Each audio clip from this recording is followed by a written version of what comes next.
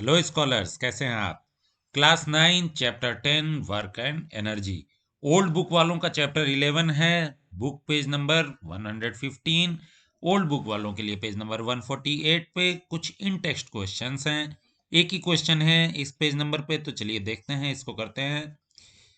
A force of 7 Newton acts on an object. The displacement is say 8 meter in the direction of force. Let us take it that the force act on the object through the displacement. What is the work done in this case?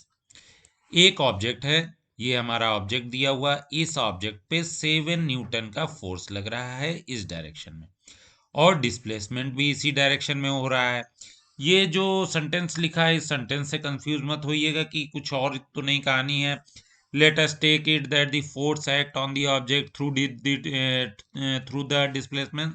Means जब इस direction में displacement हो रहा है उस दौरान इस पे फोर्स लग रहा है लगातार। ओके, बस ये है। ठीक है, ये सेंटेंस ना भी लिखा होता तो भी क्वेश्चन कंप्लीट था, आप लोगों को सॉल्व करना था।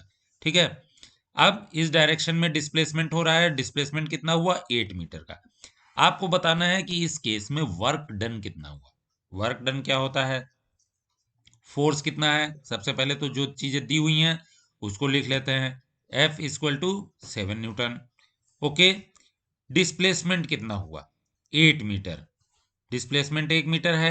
वर्क डन कैसे निकालेंगे, वर्क डन का फॉर्मूला आपका क्या है, work done force into displacement.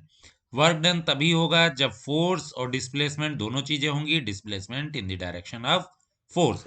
ठीक है, दोनों की वैल्यूज पुट कीजिए। फोर्स कितना है, W is equal to F into S. एफ की वैल्यू है 7 न्यूटन, डिस्प्लेसमेंट है 8 मीटर। आंसर हमारा कितना आएगा 56 न्यूटन मीटर।